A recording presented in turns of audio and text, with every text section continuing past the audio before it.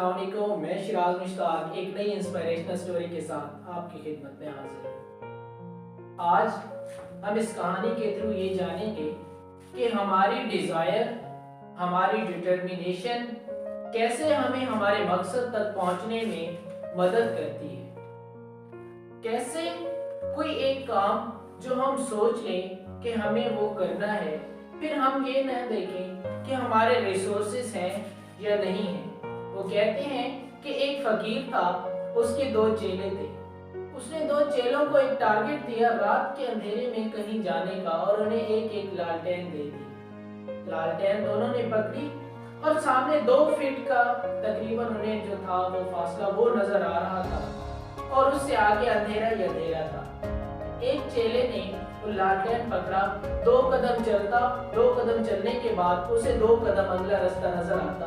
इस तरह करते करते वो बताई गई मंजिल तक पहुंच गया और दूसरा चेला वहीं पर खड़ा था। जब वक्त गुजरा, वक्त गुजरने के बाद उसकी जो फकीर, वो जो उस्ताद था, उसने उन दोनों को बुलाया और बुलाने के बाद उन दोनों से कहा कि एक पहुंच गया और दूसरा क्यों ना पहुंच सका। एक ने कहा जो पहुंच गया था कि लालटेन जब मैंने पकड़ा तो सामने के रास्ते पे सिर्फ 2 फीट की दूरी तक मुझे नजर आ रहा था।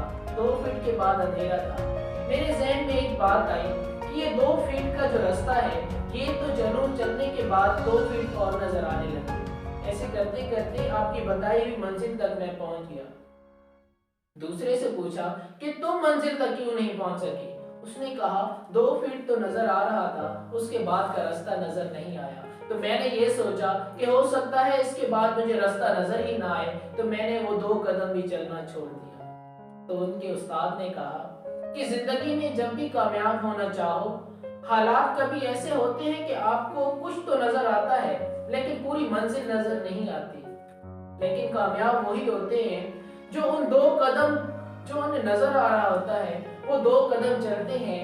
कुदरत उनके लिए और रास्ते बनाती है, 2 कदम और नजर आते हैं। इस तरह करते करते वो अपनी मंजिल तक पहुंच जाते हैं। तो ये एक बार्नस नामी शख्स था जिसकी आज कहानी मैं आप लोगों के साथ शेयर करने वाला हूँ। ये ऐसा शख्स था जो अपने दौर के एक अमीर और कामयाब बिजनेसमैन के साथ पार्टनरशिप करना चाहता था, लेकिन उसके हालात उसको इस बात की इजाजत ना देते थे कि वो उसका पार्टनर बन सके, क्योंकि पार्टनर बनने के लिए उसको एक हैवी अमाउंट की जरूरत थी और बड़े ताल्लुकात की जरूरत थी, जबकि दोनों उसके पास नहीं थे। लेकिन एक चीज थी, उसकी सोच, उसका डिटर्मिनेशन, उसकी डिजायर थी जो उसे उस मंजिल तक पहुंचने में उसका साथ दे रही थी, जो उसे उसकी मंजिल तक पहुंचने के लिए फ्यूल का काम कर रही थी। उसने उसी डिजायर को लेते हुए अब उसी डिटर्मिनेशन के साथ वो निकलता है और उस एडमिन के ऑफिस के बाहर जाकर खड़ा हो जाता है। एक बैग उसके हाथ में होता है और वो अपने पिछली सारी कश्तियां जला के आया होता है। वो कहता है कि मेरे पास इसके अलावा कोई और ऑप्शन नहीं है, क्योंकि मैंने ज़हन में एक ही बात रखी है कि बनूंगा तो एडमिन का पार्टनर बनूंगा। वो उसके ऑफिस में जाता है और उससे पहली मुलाकात करता है। पहली मुलाकात की वजह से उसका इंप्रेशन एडमिन पर बहुत ही बुरा पड़ता है और एडमिन उसे एक नाकारा आदमी समझते हुए साइड पे कर देता है। वो जो उसका पार्टनर बनने आया था वो वापस नहीं जाता, बल्कि वो कहता है कि चले पार्टनर न सही, अभी मैं फिल वक्त यहाँ एम्प्लॉय बन जाता हूँ। एम्प्लॉय बनने के बाद मुझे कभी तो मौका मिलेगा जब मैं इसका पार्टनर बन जाऊंगा।